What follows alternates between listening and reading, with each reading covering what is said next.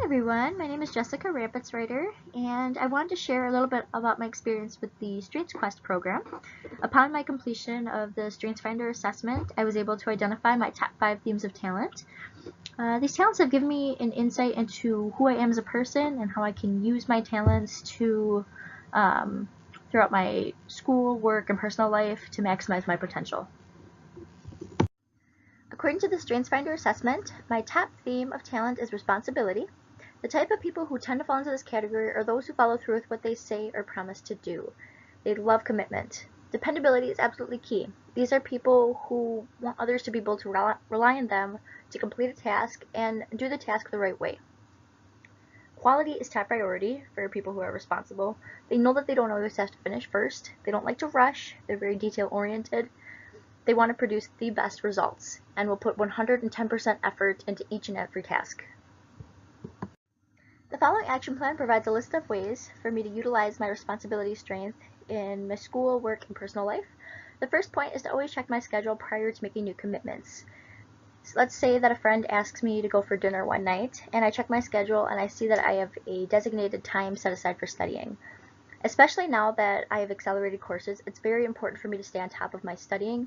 Therefore, I'd probably have to decline the dinner that night with my friend or try to move my study block around for that day to be able to accommodate it. But it's always important that I check my schedule prior to taking on any new responsibility. The second point is to surround myself with dependable individuals. Obviously, in the workplace, I'm not always going to be able to choose who I get to work with.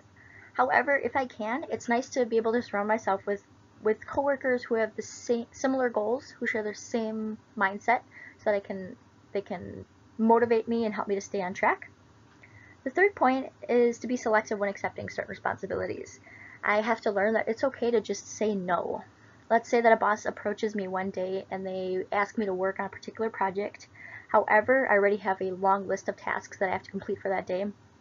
I might have to either decline my boss and tell them that they might have to pass it off to another coworker, or try to move my tasks around to be able to accommodate that new duty. But if I have to say no, I have to say no. My second theme of talent is futuristic. The type of people who fall into this group are those who envision what the future is going to look like. They like to contemplate all the opportunities and possibilities that lie ahead. Visualization is key.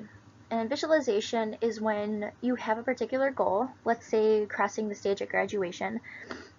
You envision yourself and all the feelings of happiness and excitement that lie ahead, and you use those feelings and that vision to help motivate you along the way. These are people who are looking for new ways to use their skills and knowledge in the future, and they sometimes question how well they're doing in certain aspects of their life. Are the things that they're doing now going to prepare them for what lies ahead? The following action plan is a list of ways that I can utilize my futuristic strength. The first point is to help others anticipate the future. In my workplace, I tend to share my goals with some of my coworkers. They're able to see my happiness and excitement when I'm discussing these goals. And I think that I inspire them sometimes to help formulate their own goals. I think that by discussing goals, we're able to bounce ideas off of one another, and this can ultimately lead to us having a more productive work team. The second point is to have future discussions with some of my friends and colleagues. I actually already do this with a select few of my friends.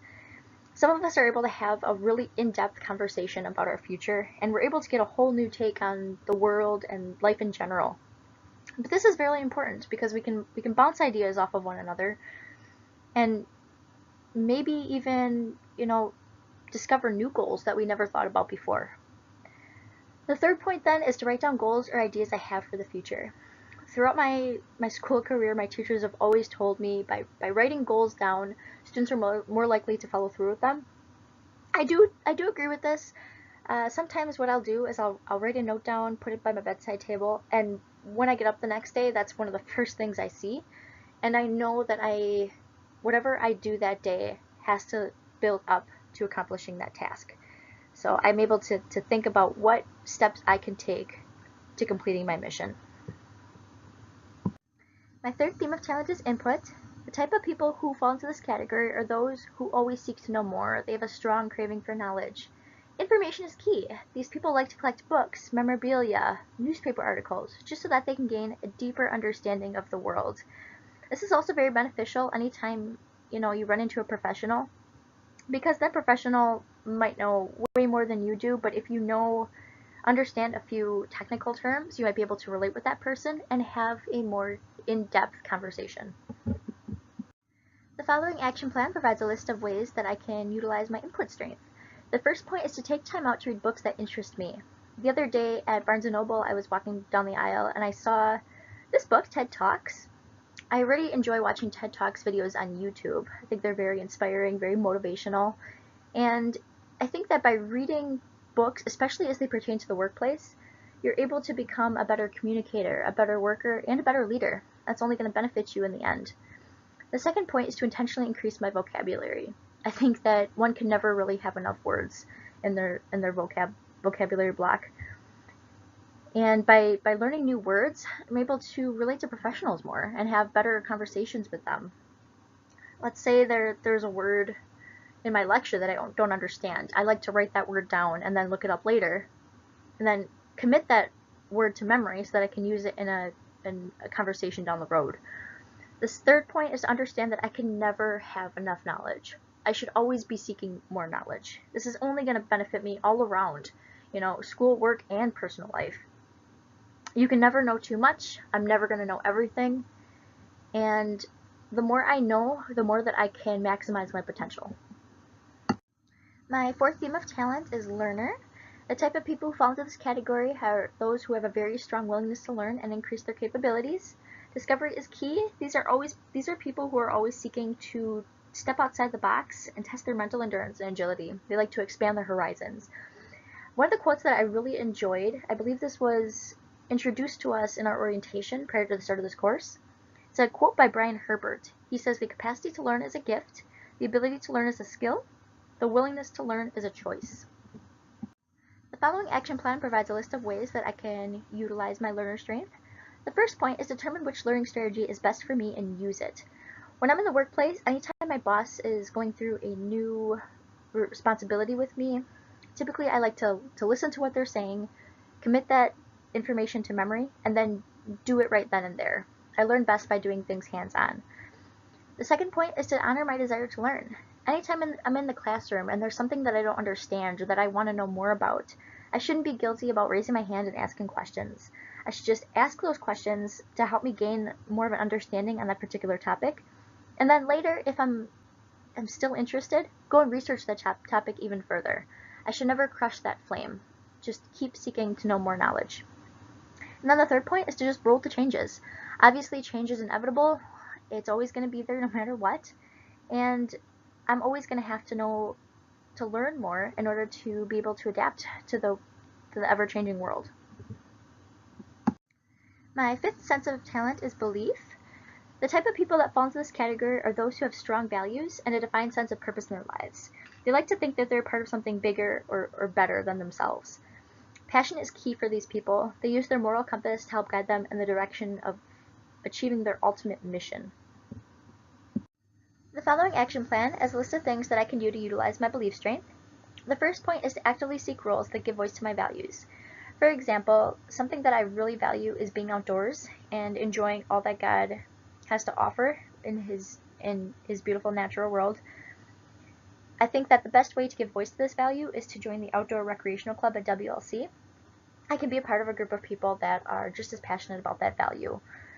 The second point is to remind myself to have a good work-life balance.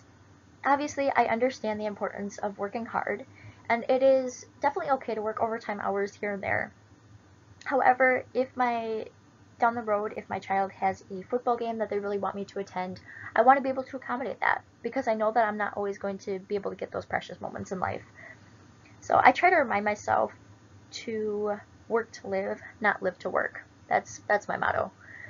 And the third point is to keep reminders of my personal mission. As I had mentioned earlier, I like to keep a post-it of my goal next to my bedside table. That way, every time I wake up in the morning, I can look at that goal and try to think of all the things I can do throughout the day to see that goal through to completion. Something I think that relates to that, and a quote that I really enjoyed, was by Steve Jobs.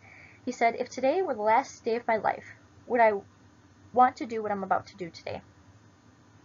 I think about that every single day whenever I wake up in the morning.